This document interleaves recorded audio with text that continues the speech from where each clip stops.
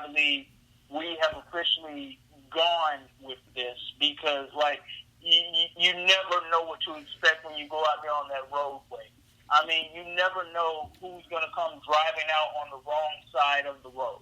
You just never know that. Well, by the same token, Xavier, you don't know when some idiot's going to run in front of you, and all of a sudden they just get in front of you, and it's pretty hard to get out of the way.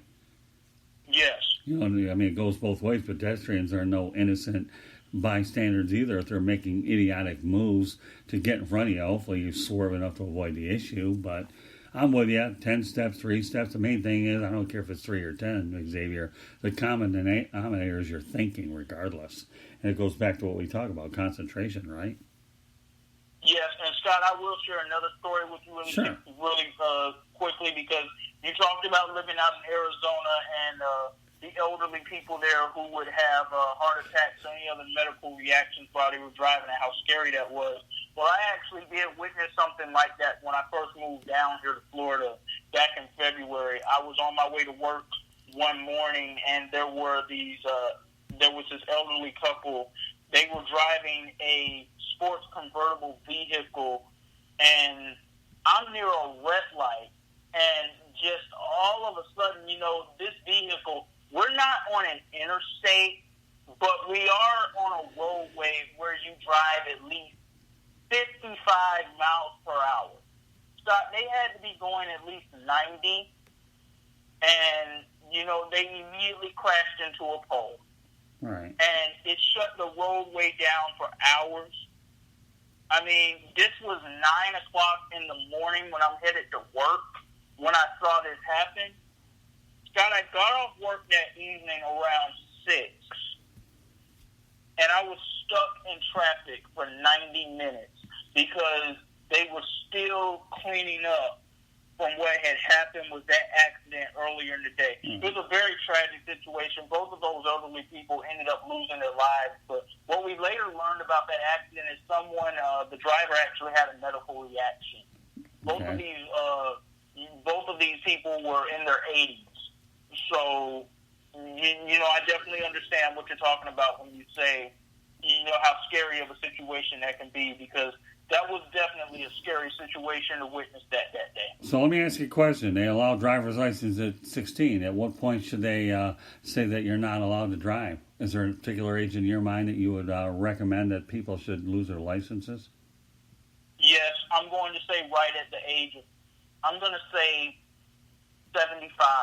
Really? Because, yes, I'm going to say 75. And Scott, I know we live in a different era and a different age now where 75 is younger to a lot of people than how it used to be about 30 years ago. But I believe we have to set that age limit there at that moment.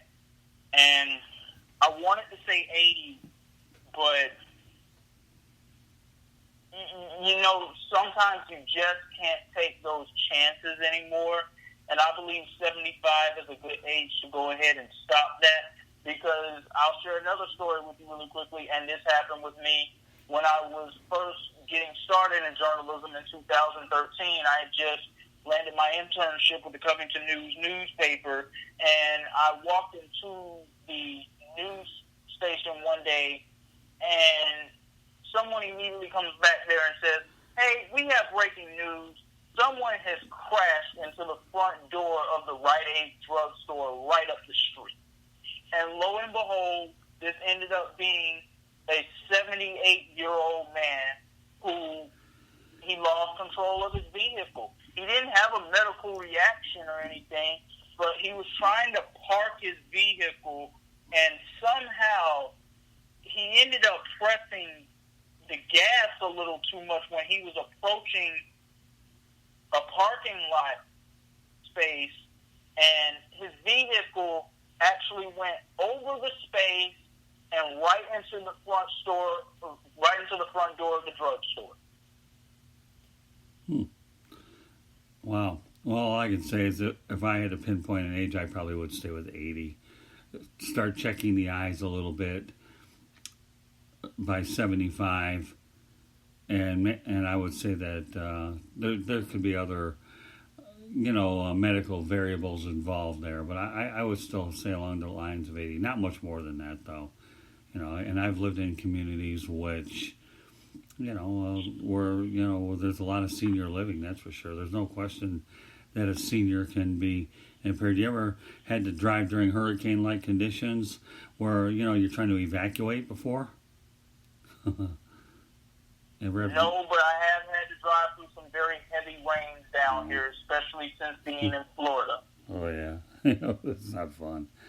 In fact, I'll never forget. I got to tell you a funny story, though, since we can add a little humor to these things once in a while. My wife, my father-in-law, and I went to a glass-bottom boat. I think it was out in Key Largo and in the Keys. And it took us about an hour to get 1 mile because we didn't know that there was a crab festival, or a seafood festival in the area. I will tell you this, Xavier, my father-in-law's got the best sense of humor because it's a wonder I didn't break my hand pounding on that steering wheel, let me tell you. And at that time, we were actually going from the glass-bottom boat over to Jimmy Johnson's restaurant out in the Keys. So for anybody that ever gets in a traffic jam, I'll be more than happy to see if my father-in-law ever wants to go ahead and drive with you to loosen you up, because that's exactly what you need to get through adversity like that. God love the guy. But, yeah, I don't know. Tell me what you think, though, when you go to California and you're driving with those knuckleheads. Not that Atlanta's no picnic either. Not that Chicago's no picnic either. And not that I have to deal with a bunch of obnoxious New Yorkers from New York City down here. That's no picnic either. Take the drive up I-95, and then you'll see what happens from South Florida all the way up to Maine. Might get a little easier when you get New England, but boy, everything else in between, especially when you go through one big city after another, north of North Carolina, don't talk to me about it after that. Takes all kinds, Xavier.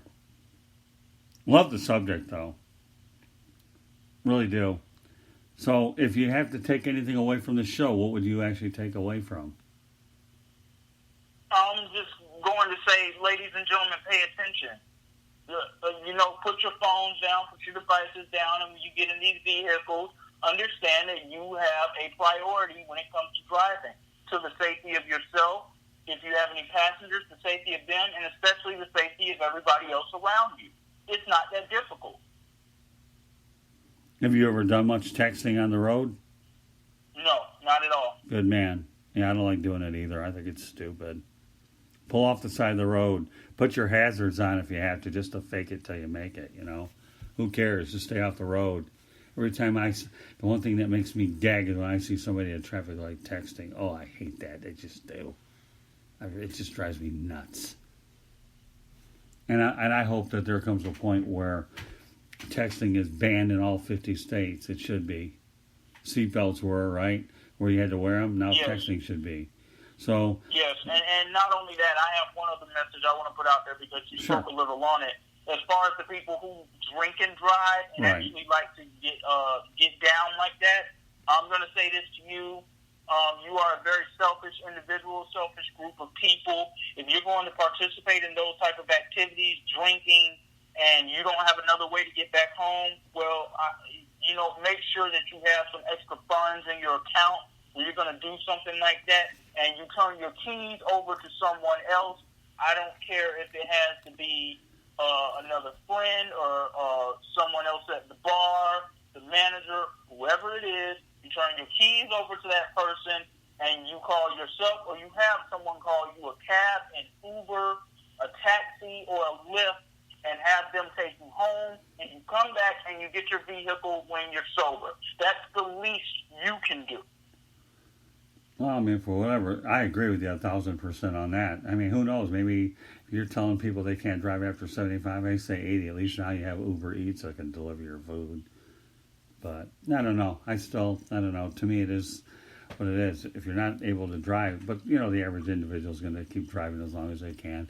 Everybody's always going to press the envelope, right? Big X, right? Yes. So no matter what we think we're going to talk about on live radio, it doesn't matter.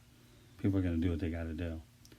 Any closing thoughts about the subject about reckless driving that you want to conclude with? No, I've said my piece on this. This has been a very good show, somewhat entertaining throughout the show, but I really am hopeful that we were able to get a message out there tonight to the masses, and hopefully we can help prevent some further collisions and accidents and potential fatalities from occurring in the future. Well, all I'll say to conclude the program is, number one, every time we do these types of shows, non-sports related, you learn a little bit about me. I learn a little bit more about you. I've never pretended to be perfect, but I'll tell you what, I will tell it like it is. Maybe some of the moves I made haven't been the most popular decisions on the planet. Really don't frankly care. Life is one of those moments where you just have to go out there, live for the moment, deal with it, and try to minimize your mistakes. But who can really predict, what you're able to try to do? I mean, there's no rhyme and reason to what you do out there, is there? No. But meanwhile, tomorrow night, Xavier McKnight will be on the Sports Exchange on the South Florida Tribune Broadcasting Network. All of our broadcasts will be featured on the South Florida Tribune. So if you want to go to the website, www.southfloridatribune.com, it does work. You'll find the podcasting section. Look up the episode. We have 7 different shows on the network. This obviously is a show that Xavier and I take a lot of pride in. But some of our other shows, off the top of my head, we have a baseball show, 108 Stitches Baseball Talk is one of our newest broadcasts. Wild Bill Winters and I have a show. Rudy Ray's Motor Man and Rude Dog, the Sports Exchange, our signature program, and the South Florida Tribune podcast. We have 6 or 7 outstanding shows, and can't see us getting too many more because I think we have a great inventory. But meanwhile, we hope you've enjoyed tonight's version of The Real and the Rare. My name is Scott Morganroth, along with the X Factor, Xavier McKnight. And we will see you next Wednesday for our Thanksgiving edition of The Real and Rare. And what we'll probably talk about that night will be some Thanksgiving memories to go along with maybe recapping some of the dishes. We'll figure something out, but that should be a pretty good night. So good night, everybody. And Xavier and I will see you on the Sports Exchange tomorrow night. Have a great night and enjoy the rest of your night. On the West Coast, you still have a little bit longer to go. But take care. Good night, everybody. Good night, everyone.